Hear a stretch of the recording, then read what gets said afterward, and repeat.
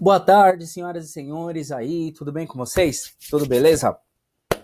Que saudade, galerinha, das nossas aulas aí, enfim. Mas vamos nos adaptando, nos adequando a essa nova realidade e torcendo para que ela possa durar o menos possível. Passar mais rapidamente, né?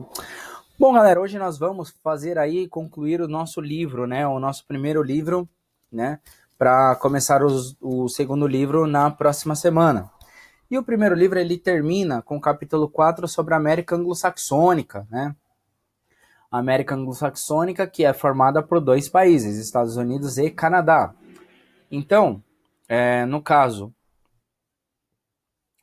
é importante nós sabermos aí da origem, né? Da origem dos Estados Unidos e do Canadá. Então, é muito interessante aqui nós termos uma noção, né? E essa noção, deixa eu ver se eu consigo fazer uma coisa aqui. E essa noção sobre como foi formado o território estadunidense, né? Como que se chegou nessa situação atual, que é de extrema importância, né? Para podermos entender a atualidade dos Estados Unidos, tá? Então, nós dividimos primeiramente aqui a América em duas grandes regiões, tá? A primeira delas, nós separamos como divisão regional, né? Divisão geográfica, em que se separa, ó, nesse ponto aqui, ó, América do Norte.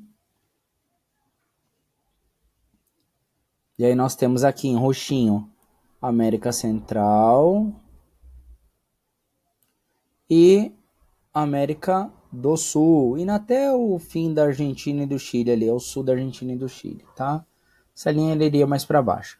Então essa é a divisão geográfica, tá? América do Norte, América Central e América do Sul. Aqui é o mesmo continente americano, só que nós fazemos uma divisão diferente. E essa divisão, ela exclui o México da América do Norte. Então aqui nós temos a América Anglo-Saxônica, né? E já agora, do México até o sul da Argentina e do Chile, nós chamamos de América Latina. Mas por quê? A América Anglo-Saxônica se refere à formação do território e à influência da língua desenvolvida nesse local. A língua falada, o inglês, né, tanto tanto nos Estados Unidos quanto no Canadá, se refere à língua inglesa. E a origem da língua inglesa se refere, pessoal, à origem britânica, né? América anglo-saxônica. A língua britânica em si, o inglês, ele era falado pelos bretões. Bretões era a população que habitava antigamente onde hoje é a Grã-Bretanha, por isso que tem este nome. E ali também habitavam os anglo-saxões, né? E ao colonizar os Estados Unidos e o Canadá, a língua acabou pegando nessas novas regiões, né? Já na América Latina, do México até o sul da Argentina, é falado espanhol e português, né? Na América Latina toda, com exceção do Brasil, o espanhol. No Brasil se fala o português, né? E assim que acaba funcionando, né?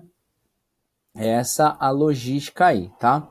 Então, aqui, pessoal, América Latina são os países que desenvolveram línguas, idiomas que derivam do latim, que vieram do latim, como o francês, o italiano, o espanhol e o português, né? Então, aqui se justifica essa origem, né, desses termos anglo-saxônica e América Latina em si, tá bom, pessoal? Então, embora no Canadá hoje também, pessoal, se fala francês, são as duas línguas oficiais e a gente vai chegar nesse ponto. Os Estados Unidos, pessoal, trabalhando como uma república federativa, né, atualmente eles têm 50 estados e a história norte-americana ela é muito interessante, assim, né? Foi o primeiro país do continente americano a se tornar independente, tá? Então, um filme que conta isso de uma maneira muito bacana, muito legal, é um filme que eu vou pegar aqui para vocês verem, tá? A capinha deles, dele, aliás.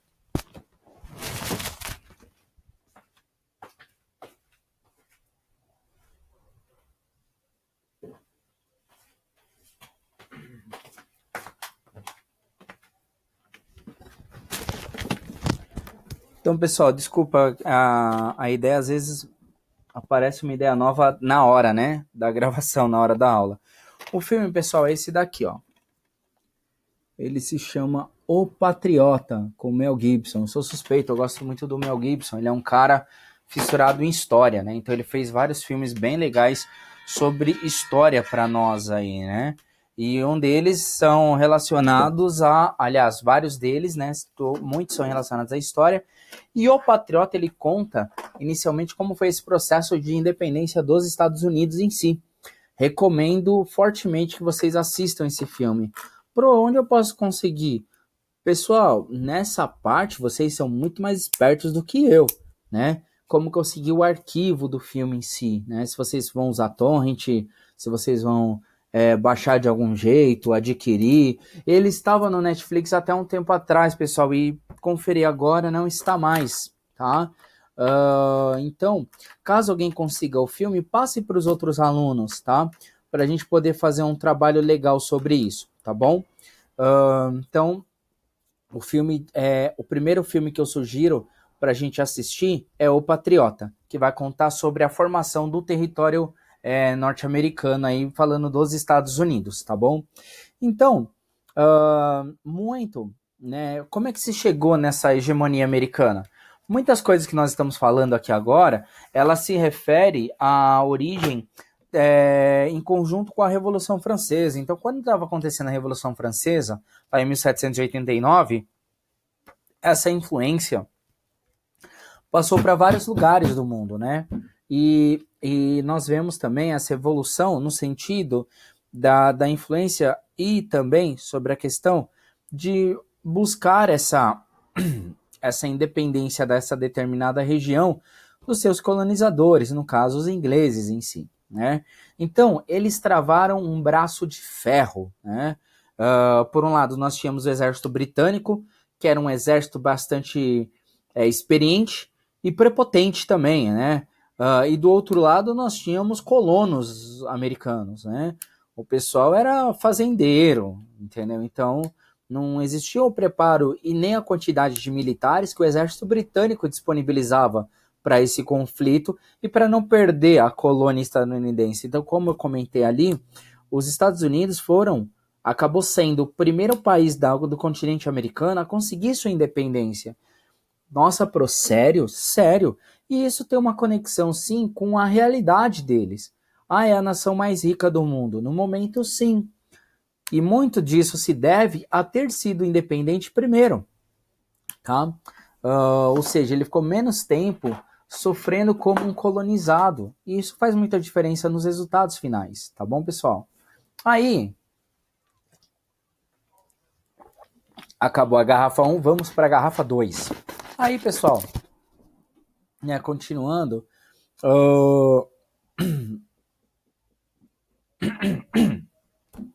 no caso, nos Estados Unidos esse desenvolvimento foi acontecendo e eles tentaram buscar, como se fala, tentaram buscar a sua independência e tudo isso acontecendo. Um fato interessante foi o que? A presença das 13 colônias aí, tá? Nessas 13 colônias, elas se organizaram, tá? E isso o filme Patriota mostra acontecendo, né? Assistam, galera, assistam. Eu vou colocar um trechinho dele aqui, que eu peguei no YouTube, mas é só um trechinho, né? Consigam o filme e adquiram, tá? Vocês conseguem, isso vai até mais facilmente do que eu. As 13 colônias começam a se organizarem, né? Não foram todas de início, mas esse grupo de colonos, eles começam a dominar cada uma dessas colônias, que eram dominadas pela Inglaterra, né? A Inglaterra fazia frente a essa situação e enquanto isso estava acontecendo, uma jogada importante que foi para ajudar a escrever essa história hoje, o país ele se dividiu, né? onde uma parte era a favor da libertação dos escravos e uma outra parte não era a favor dessa libertação, tá? É o que está falando aí na página 140 aqui, né? Ó. Quando sobre a economia de mercado, então os Estados Unidos tinham interesse sim da igualdade política e também que fosse o quê? Um processo da libertação dos escravos, porque se eles estavam com a ideia de se industrializar, essa coisa toda que já tinha acontecido na Europa, eu precisaria de um mercado consumidor e tudo isso. E o peso de trabalho, principalmente nas colônias, tanto do norte quanto do sul, era o trabalho escravo, tá? E o trabalho escravo em si, né? Como é que aparece esse negócio? Aqui aparece. Nota de página, lembrete, marca texto. E essa marca texto, colocar aqui do lado. Vamos marcar em azul, tá? E esse marca texto, e essa forma de organização se baseava no trabalho escravo, tá? Que era muito forte em relação à economia, né? Ou seja, o trabalho escravo gerava uma economia sólida aí na colheita das lavouras que existiam, tá? Então, colocarei também um videozinho aí falando sobre o conflito, né, que veio depois com a Guerra Civil Americana, tá? Tô anotando aqui para não esquecer. Então, né, dando sequência, aqui estão as 13 colônias. Era a colônia, né, de Nova York, New Hampshire, Massachusetts, Rhode Island, Connecticut, Nova Jersey, Delaware, Maryland, Pensilvânia, Virgínia, Carolina do Norte, Carolina do Sul e Geórgia aí, né? E posteriormente a isso, tá? Então, aqui no caso, as colônias do norte se transformaram em estados que trabalhavam em cima da chamada industrialização. Vou fazer de amarelo, vamos ver se vai rolar. Chamado de os estados do norte, eles eram industrializados. Os estados do sul defendiam a permanência do processo escravista, tá? Então, isso que acabava acontecendo em si. Então, na expansão territorial norte-americana, então nós vemos aqui, quando as 13 colônias elas já deixaram de existir e foi ampliado esse território, né? Aí o território comprado da França em 1803, o território que foi anexado em 1845, o território cedido pela Espanha, o território cedido pelo Reino Unido, o território cedido pelo Reino Unido em 1846, cedido pela Espanha em 1819, cedido pelo México em 1848, e o território comprado pelos Estados Unidos do México em 1853. E assim foi, né, se estabilizando, se solidificando esse território norte-americano.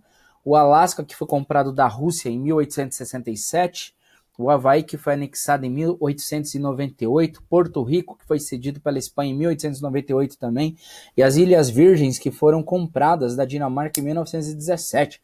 Era uma política de expansão territorial, assim como nós vimos naquela nossa primeira aula de geografia, quando eu falei sobre Lablache e Hatzel, e o Hatzel sobre a questão de tomada de território. Quanto mais território eu tomo, mais poder eu tenho. Então essa era a política de dominância dos Estados Unidos em si. Então eles conseguem a independência e partem de uma maneira assim extremamente agressiva para a aquisição de novos territórios, tá, pessoal? Aí, isso tudo foi muito positivo para os Estados Unidos em relação, né, a chamada marcha para o oeste, né? Então aqui, marcha para o oeste. Ou seja, a ideia dos caras era, naquele período, dominar sim mais áreas, né? Além só do litoral, né? Era dominar o máximo de terras possíveis. Então tem até um desenho do Pica-Pau, né?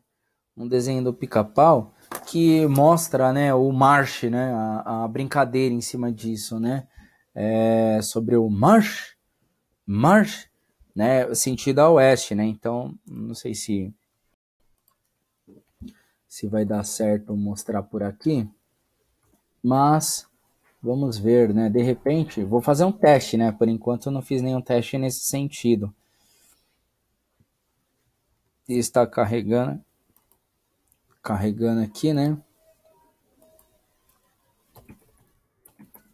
Marcha para o oeste. Pica-pau.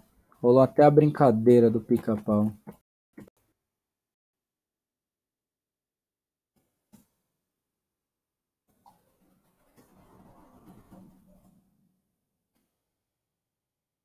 Vamos ver se aparece aqui. Se aparecer, beleza. Um garimpeiro, ó. Pica-pau garimpando. Pica-pau Velho Oeste.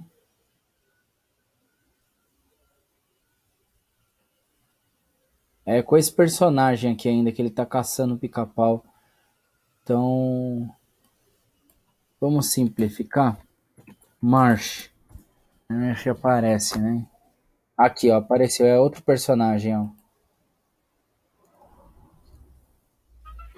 De que lado ficam as cataratas? Cataratas, 10 mil milhas. March! March!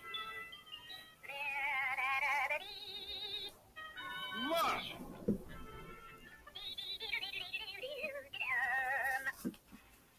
March!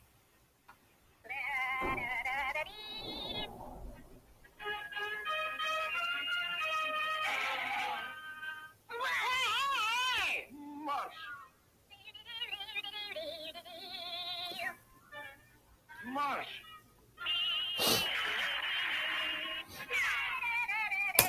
Então, pessoal, né? Não sei se saiu o áudio aí, mas acho que dá para perceber isso, né? Essa questão do march. Então, eles tiveram um período, sim, que foi muito incentivada a marcha pro oeste. E até quando isso começou a acontecer, isso não foi feito de maneira tranquila, de maneira boa, assim. Tem até um outro filme que relata isso, que é o filme Dança com Lobos, né? Que inclusive conta a história de como aconteceu o processo de dizimação aí da população indígena. Tem um livro... Ai, gente, desculpa, eu vou pegar outra coisa.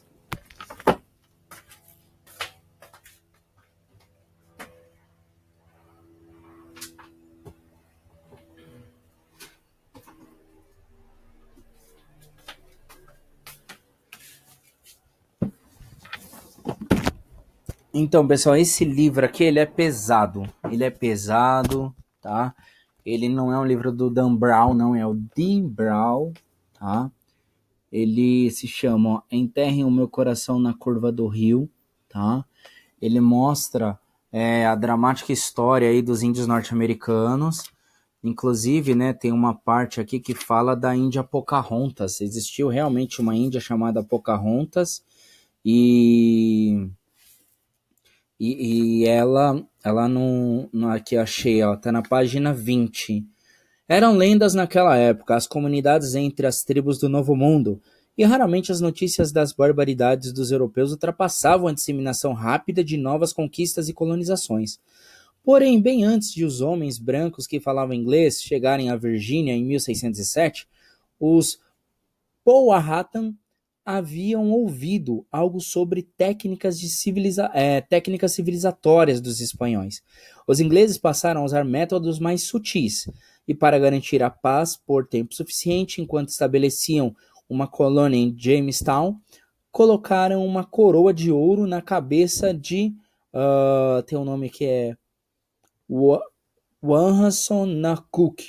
Chamaram-no de Rei Powhatan e o convenceram de que deveria pôr seu povo a trabalhar, fornecendo comida para os colonizadores brancos.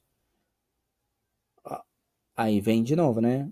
O Wahhansonakok, né, hesitou entre a lealdade de seus súditos rebeldes e aos ingleses, mas depois de John Rolfe ter casado com sua filha, Pocahontas, aparentemente decidiu que era mais inglês que índio.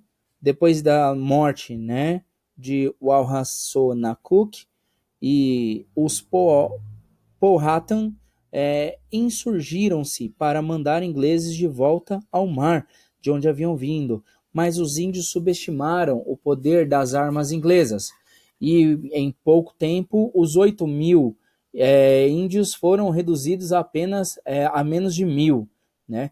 E assim vai dando a continuidade aqui, né? Vai contando a história de várias, né? Então aqui o comentário, né, do The New York Times. Original, memorável e comovedor, impossível de largar, tá? Aí tem um outro comentário aqui do The Washington Post. Estarrecedor, arrasante. Nos perguntamos ao ler este livro emocionante, quem na verdade eram selvagens, né? Então, ele é bem legal. E tem uma coleção de bolso, né?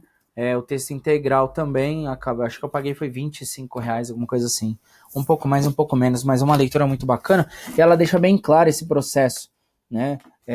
Desde a dominação dos indígenas que estavam nessas regiões, a fuga deles para o interior do país, até serem quase praticamente dizimados.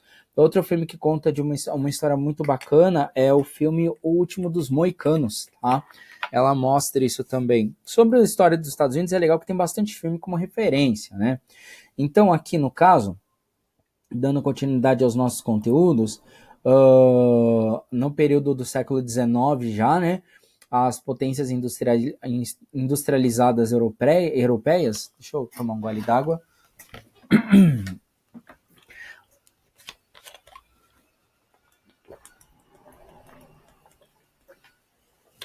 As empresas, né, industrializadas europeias já estavam vivendo o processo do imperialismo, do neocolonialismo, essas coisas todas, né? E o processo de industrialização estadunidense, né, ele estava se desenvolvendo também na base, né, do imperialismo, né, do neocolonialismo também, tá?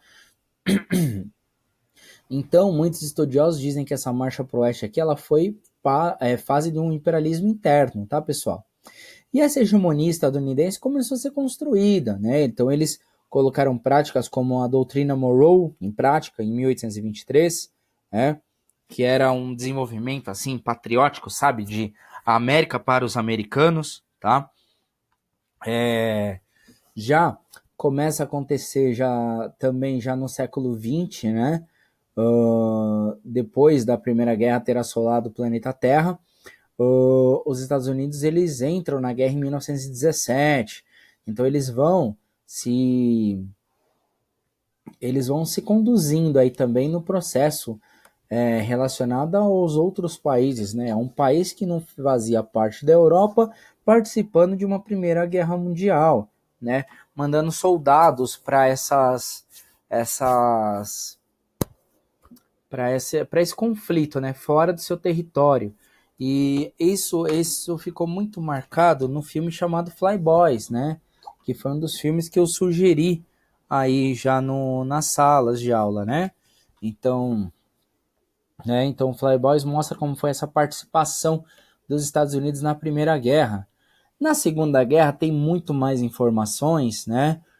Os Estados Unidos eles participam também depois de um ataque na base militar de Pearl Harbor, né, que está próximo ao Havaí. Então eles foram surpreendidos aí por uma frota japonesa, um ataque japonês, e esse ataque japonês acabou fazendo com que os Estados Unidos entrassem de cabeça na guerra também. Tem o filme aí também chamado Pearl Harbor, né, que conta essa história aí de maneira bastante rica. Lógico que no filme vai ter um romance, aquela coisa toda, né? Mas, enfim, a parte histórica é muito boa, tá? Sugiro aí também. Mas de todos, pessoal, o Patriota. O Patriota, ele é, como diz minha avó, porreta. Ele é porreta, pessoal. Aqui no caso da economia estadunidense, então, eles passam por um processo, né, duro aí em 1929, com a quebra da Bolsa. Mas uma coisa que os Estados Unidos aprenderam com as crises é que, às vezes, até o dinheiro perde valor. Os marcos alemães, durante a Segunda Guerra Mundial, pessoal, eles foram queimados em praça pública, assim, todo o dinheiro alemão, porque não valia nada, né, no fim da Segunda Guerra.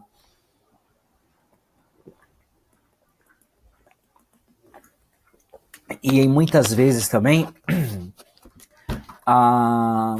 em tempos de guerra, tudo pode perder o valor. Sabe só uma coisa que não perde o valor?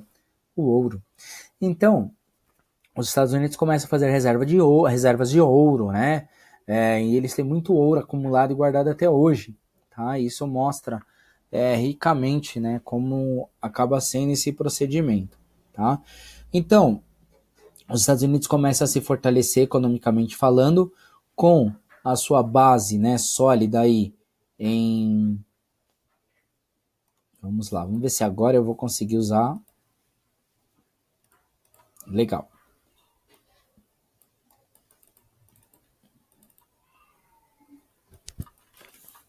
Bom, não está rolando. Parece que essa ferramenta está me boicotando, né? Vamos ver se rola aqui. Bom, escolhi aqui a cor. Marquei, mas não era desse jeito que eu queria, mas tudo bem, vamos lá. Então aqui, a utilização dos recursos naturais, né? Isso acaba sendo muito forte. Outro fator que contribui bastante, né? Salvar. Eu pego outro trecho aqui. Que foi, né? Que aqui pega também a questão da infraestrutura de transportes, né? A implantação de ferrovias, a informação, né, sendo disponibilizada, os investimentos em si, né, acontecendo, desenvolvendo maior consumo, mercado consumidor do planeta, as maiores empresas do mundo, né, fazendo parte dos Estados Unidos. Ó, no ano de 2008, 126 eram estadunidenses das 500 maiores empresas do mundo. Investimento pesado em P&D, né, como nós vimos na outra aula, P&D significa pesquisa e desenvolvimento, né? E nós temos aí também a existência das duas maiores bolsas de valores do mundo, né? A bolsa de Nasdaq e a bolsa de Nova York aí, né? Então,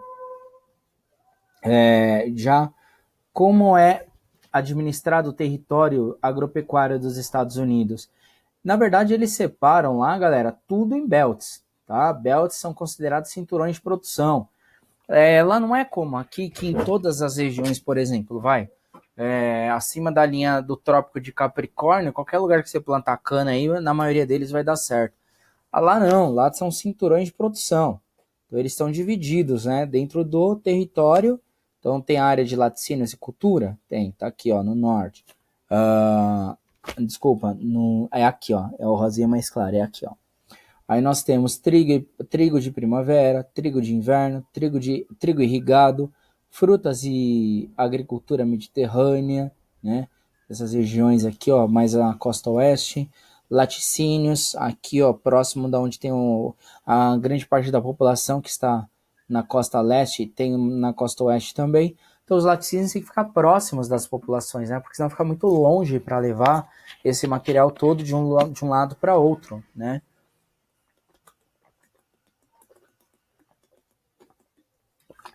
Aí nós temos também, né, frutas subtropicais, o antigo cinturão do algodão, né, e assim sucessivamente, né, olha aqui, ó, é a base do antigo cinturão do algodão, onde colhiam-se maior quantidade de algodão nos Estados Unidos.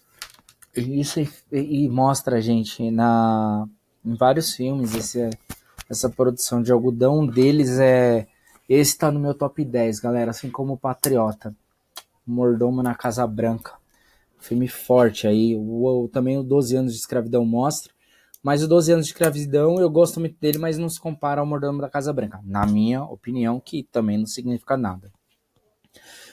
Então, esses cinturões, eles são organizados, né, e divididos de uma maneira que acaba sendo bastante lucrativa pelo país, porque respeitando as condições climáticas, né, é dessa maneira que eles organizam isso lá, tá? Aí, dentro do processo, assim, a indústria textil também, ela é bastante expressiva, a produção, né, do grão, dos grãos aí, né, para produção de xarope e tal, a soja, né, eles são grandes produtores aí também mundiais de soja, assim como o Brasil, inclusive, né, por influência do Trump, né, o presidente aqui atual do Brasil, ele rompeu as ligações brasileiras com a venda da soja, né, para a China, e ele foi induzido, né, pelo presidente Donald Trump. Aí isso acabou acontecendo que agora quem fornece mais soja para a China são os Estados Unidos, né? Infelizmente isso aconteceu para quem é agropecuário aqui brasileiro, né? No caso da produção da soja, né? O agro é pop, agro é tudo, agro é tech. Então, essa galera do agro aí perdeu bastante, viu? Enfim, tá? Então, nessa parte da política externa aí, a gente tem que estudar com calma, né? Não é uma coisa assim corriqueira, mas perdemos o nosso maior cliente para os Estados Unidos. Aqui no caso, já da indústria dos Estados Unidos, então assim, lá se desenvolve o sistema fordista da segunda revolução industrial, eles são um dos líderes aí na industrialização dos setores da siderurgia, metalurgia, a indústria química se desenvolve bastante, tá? Eles também apostam no sistema fordista, né, criado pelo Henry Ford, da fábrica de carros, o sistema taylorista também, né, enfim. E eles vão se expandindo como país capitalista, principalmente depois da Segunda Guerra Mundial, né? Enquanto os países da Europa estavam se batendo lá, eles estavam produzindo, né, tecnologia e vendendo para os europeus e vendendo para a demanda interna também, né? Tanto que aí se desenvolve, né, uma política, né, mais um belt sendo formado, né, manufacturing belt, né, e se desenvolvendo aqui, né, por exemplo, sede da General Motors em Detroit, Michigan, sede da Ford, né, em Michigan também. Aí nós temos aqui a indústria metalúrgica na região do Rust Belt, prédio industrial em Detroit, tá? Então, aí no processo da comércio entra a crise econômica, né? Aí vem mostrando também aqui o Vale do Silício, né? Poxa, gente, o Vale do Silício é onde acaba se localizando as maiores empresas de tecnologia lá, tá? Então, o Vale do Silício em si, né, onde está localizada a IBM, a Microsoft, a Apple, enfim, né, o Vale do Silício. Tem até o Silício. Tem até um filme, né, Aventureiros do Vale do Silício, é bem legal. Mostra como foi criada a Apple, como foi criada a Microsoft, enfim, né. Aparece bastante o Vale do Silício também com o filme A Rede Social, né, como conta, né, como o Mark Zuckerberg construiu o Facebook. Então, ele levou a sede do Facebook para o Vale do Silício também. Então, tudo que é ponto eletrônico, de equipamento eletrônico, desenvolvimento ligado à indústria e alta tecnologia, sai do Vale do Silício, tá? Então, aqui, né, nós temos dois gráficos aqui, né? O primeiro, um gráfico de linhas aqui mostrando, né, a balança comercial dos Estados Unidos entre 1960 e até 2020, né, a balança comercial.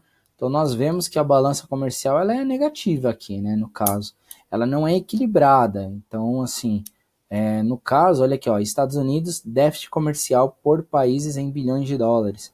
Então, quanto que eles vendem para Japão, México e Alemanha, né, aqui no caso, enquanto vai relacionado só ao Japão em si, né?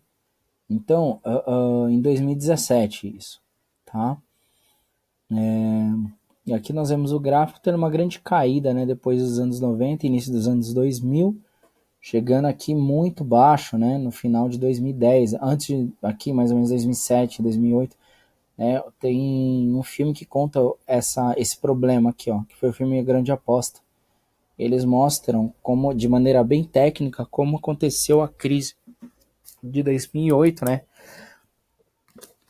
Que foi a crise da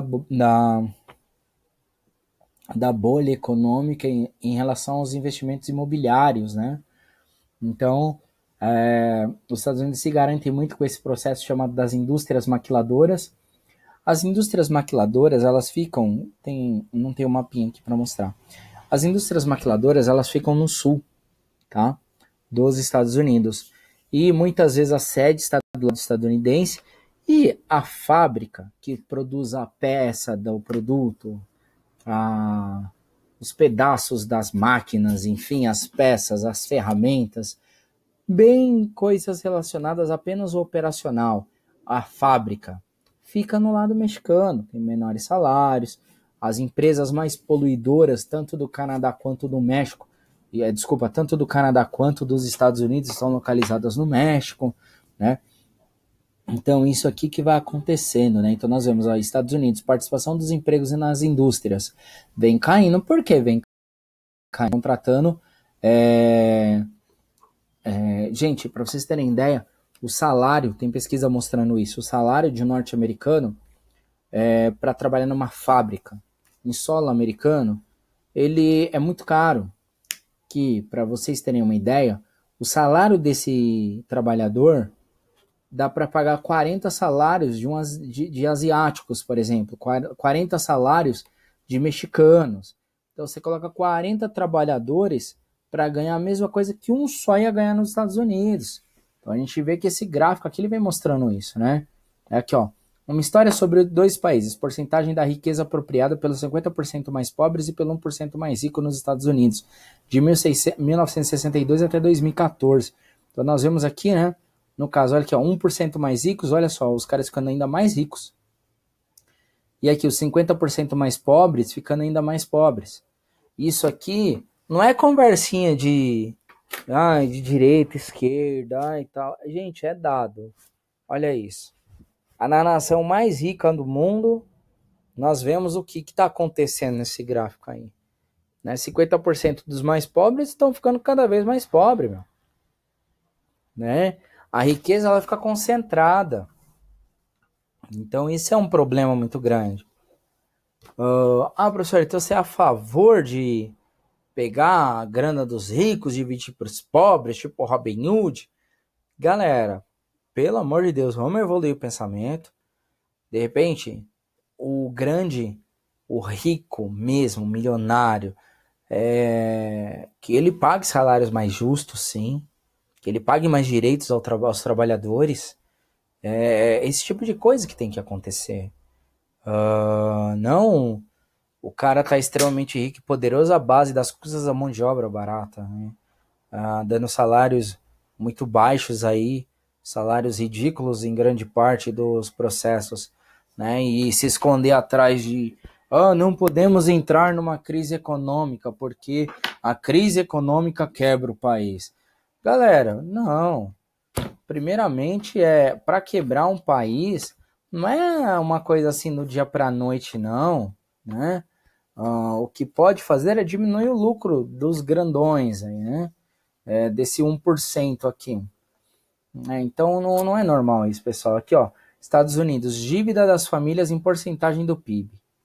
Então, o que está acontecendo com as famílias norte-americanas? Elas estão devendo muito, tá? É isso que vai acontecendo, né? Então, em 2001, ocorreu o ataque às Torres Gêmeas lá, World Trade Center, né, em Nova York. Não sei se ainda tem vídeos no YouTube sobre isso. Eu lembro, até hoje, o que eu estava fazendo. Eu era office boy. Eu tinha, 2001, eu tinha 16 anos de idade. Eu estava há 3 anos dentro de uma empresa, dentro da Associação Comercial de São Paulo, trabalhando como office boy. Eu era o famoso boy da pasta. Boy da pasta era um cara que pegava a pasta, um moleque, né, que pegava a pasta, e essa pasta era aquela pasta em em leque, que encaixava várias divisórias, cada divisória era um departamento. A gente pegava o elevador e até o 10º, acho que era o 11º andar, e ia descendo de andar por andar, passando por todos os setores, pegando e deixando correspondência.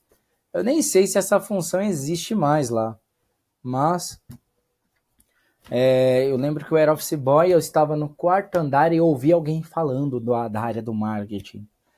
Nossa, Nova York está pegando fogo. E eu continuei preocupado em aprender meu trampo, né? Meu trabalho novo, né? Eu era o boy da pasta e tal, tinha um cara me ajudando. E cheguei no andar de baixo, né? Terceiro andar, segundo andar, primeiro andar. Era o SPC, né? Era o SPC. Para quem é da década de 90 e acha é o grupo só para contrariar, né? A SPC era o Serviço de Proteção ao Crédito, né? No primeiro andar. Aí eu vi alguém de lá falando: Nossa, Nova York está caindo. Aí eu pensei: Eita lá, o que tá acontecendo aí? E continuei descendo, né? Até que eu cheguei no segundo subsolo, né? A gente chamava o segundo subsolo, né? Da, da senzala, né? Então a gente chegou no segundo subsolo. E aí o pessoal, nossa, tá tendo maior crise e tal, não sei o que lá. E nessa época a gente estava começando a ter celulares. E não era smartphone, era celular, era um aparelho que ligava e recebia chamada. E mandava mensagem de texto e recebia mensagem de texto, só isso. Aí entrava na internet, né? Tinha um computador para 17 office boys. Esse computador era do boy do fax. Boy do fax. Nessa época era o Franklin. Franklin hoje trabalha no setor de contabilidade. Gente boa, Franklin. E aí, a gente estava lá e o Frank começou a pesquisar algumas coisas no computador e tal, e aparecendo algumas notícias, né? Aí, enfim, foi isso que estava acontecendo. Eu lembro que eu estava fazendo. Acho que entre vocês aí, vocês não tinham nem nascido em 2001, né? Mas tudo bem. Peguem coisas no YouTube sobre isso, foi muito forte. Depois tiveram até filmes criados sobre esse assunto também, tá? A queda das Torres Gêmeas, acho que é alguma coisa assim, tá? Aí, galera, né? Esse foi o primeiro soco que os Estados Unidos levaram no seu território desde a sua independência, vindo de outro país, né? Aí, 2007, 2008 é marcado, né, pela crise imobiliária, né? Muito banco veio à falência. A Chrysler, por exemplo, ela foi vendida para Fiat, muita empresa faliu, né? E os caras se reergueram lá, né? Então, galera, nós vemos aí sobre esses processos todos, né, que os Estados Unidos foram passando, né? De 2009 a 2016, né? Ter o primeiro presidente afrodescendente nos Estados Unidos, tá? Aí, no caso, né, essa permanência da desigualdade, o desemprego, o endividamento das famílias tem aumentado, tá? A política de Donald Trump aí sobre a questão dos republicanos em si acaba sendo, né? Ele cortou grande parte dos impostos das empresas para atrair novos investidores, entendeu? Quando um presidente faz isso, pessoal, a grana vai ter que vir de outro lugar, né? E aí geralmente aumenta-se os impostos da população, tá? E ele jogou grande parte dessa responsabilidade sobre os imigrantes, dizendo que muitas coisas relacionadas à crise é culpa dos imigrantes, né? E aquele cara lá, tipo, o soldado de chumbo aí, vestindo um uniforme estadunidense e tal, né, indo para os lugares, acredita-se muito, né, realmente, né, é culpa do imigrante e tal, e, né, tem pessoas que têm consciência que não é culpa da imigração, mas tem gente que joga a culpa da imigração, né, rolou tempo atrás aí um vídeo, né, muito triste mesmo, de um homem sendo insultado no aeroporto, porque ele tinha um turista ou era um morador, acho que era um morador migrante, né? Ele estava legal nos Estados Unidos, tudo. Ele estava no aeroporto com a mãe dele e a mãe dele fala espanhol, né? Ele falando espanhol com a mãe dele.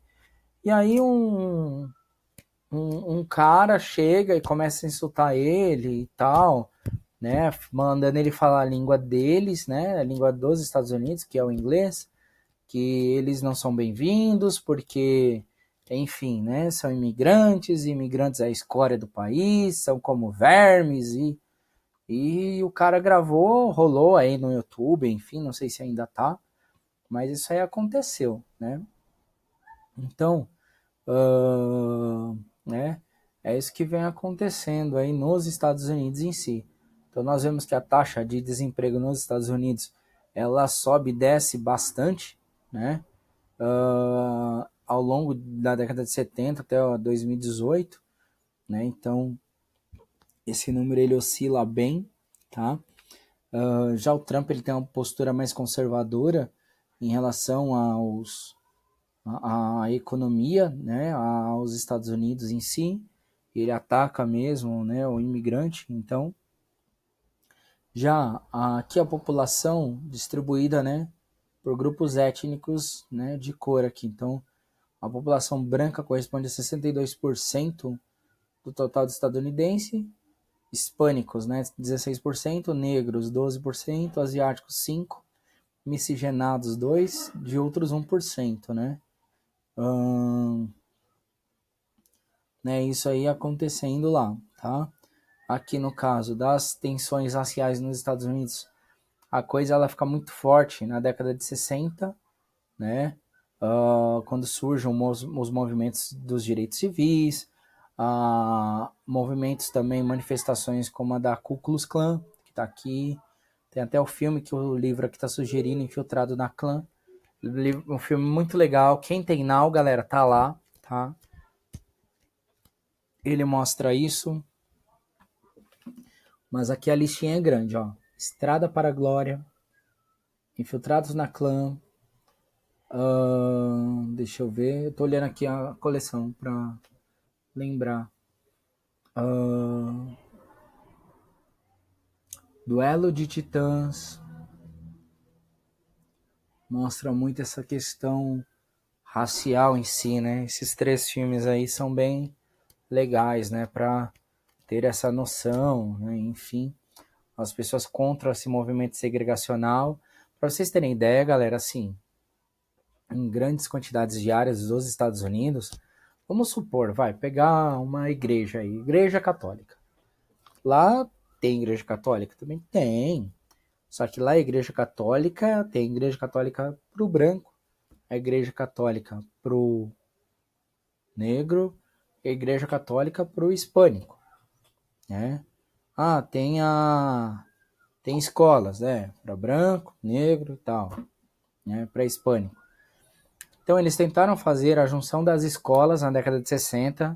Muitos lugares tiveram muita dificuldade, né, para conseguir se adequar. Que o filme Duelo de Titãs mostra um pouquinho disso. Uma escola que era para brancos, ela foi uma das escolhidas para ter o processo de integração racial, né, brancos e negros convivendo na mesma escola. É um filme bem bacana sobre isso. E aí, galera, no caso, nas questões raciais em si, né, tem filmes já mais violentos também, mostrando um filme que inovou, assim, recebeu prêmios pra caramba, o Mississippi em Chamas, né, que conta isso. Tem um grande debate, tá, com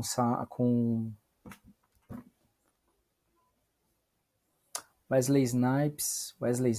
Não é Wesley Snipes, o ator. É outro, daqui a pouco eu lembro, né, que conta bastante isso. Eu vou organizar, num dos slides, galera, dicas de filmes sobre esses períodos aí, tá? Tem aqui também, já deixei separado uma coisa para vocês. Então, a política externa pós-Guerra Fria, né? Então, os Estados Unidos entraram nessa onda da guerra ao terror, que também é filme, tá? Enfim, essa luta, principalmente depois do governo Bush, tá? Depois das Torres Gêmeas, essa briga com o Estado Islâmico, a caçada, né, em torno de Osama Bin Laden, enfim. E o Canadá, em tudo isso? Canadá fica mais... A gente teve 1 hora de aula aqui sobre os Estados Unidos, agora a gente pega para falar o Canadá, dá 5 minutos, né? Então ele é o segundo maior país do mundo, tem 37 milhões de habitantes só.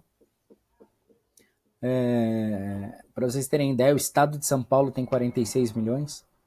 Então só o estado de São Paulo tem mais de quase 10 milhões de pessoas a mais que o Canadá. Então aqui nós temos as províncias canadenses, né? O Canadá não tem estados, são províncias, não tem um presidente. Lá quem comanda indiretamente é o primeiro-ministro, e lá quem está vigente é a rainha da Inglaterra. A rainha da Inglaterra também é a rainha do Canadá, tá? Então aqui a província de Quebec ela é bem interessante porque ela tentou, há alguns anos atrás, se separar do restante do Canadá por causa da língua, né? O Canadá tem duas línguas oficiais, o inglês e o francês, e a maior parte das pessoas de Quebec falam francês. Eles tentaram isso, houve um plebiscito e eles quase ganharam, ficou por pouco, né? Então aí, né, no caso, aí aqui, né, sobre a política econômica do Canadá, eles estão muito próximos dos Estados Unidos. Se os Estados Unidos quebram, eles quebram juntos, né? Toda vez que os Estados Unidos entram numa crise, o Canadá cai junto como se fosse um avião sem gasolina. E, né, tem grandes centros de desenvolvimento também. Eles são grandes produtores de árvores, né? O processo da silvicultura é o país no mundo que mais pratica a silvicultura, que é esse replantio das árvores. Eles disponibilizam também fontes de energia fósseis com petróleo, renováveis hídricas no caso, tá? Eles fazem parte da OTAN, que é a Organização do Tratado do Atlântico Norte, fazem parte da ONU, né, ok? E, ao mesmo tempo, eles praticam políticas econômicas que são boas políticas para ambos, tá, pessoal? Então, eles acabam tendo grande desenvolvimento econômico em torno disso aí, tá? Eles se apoiam muito nos Estados Unidos. Os Estados Unidos também se aproveita muito dessa relação. É uma relação que é benéfica para os dois, tá? Mas, no caso, o Canadá é muito dependente dos Estados Unidos em cima desse processo, né? E aqui nós temos a Groenlândia, que ela é uma colônia dinamarquesa, né? Enfim, nós finalizamos aqui, galera, né? Deixa eu só conferir aqui no livro. É isso aí, tá? Esse capítulo ele fica muito rico se vocês verem os filmes que eu sugeri, pessoal. Não precisa ver todos, mas todos que eu sugiro são legais. Eu não gosto de sugerir filme que não é muito legal, porque para não perder credibilidade, né? Então eu prefiro sugerir filmes legais, porque o pessoal fala, não, o professor Marcos uma vez sugeriu um filme da hora, então esse aí deve ser da hora também. Então gira em torno disso daí. Aqui, galera, ó, acho que vocês estão vendo aí, né?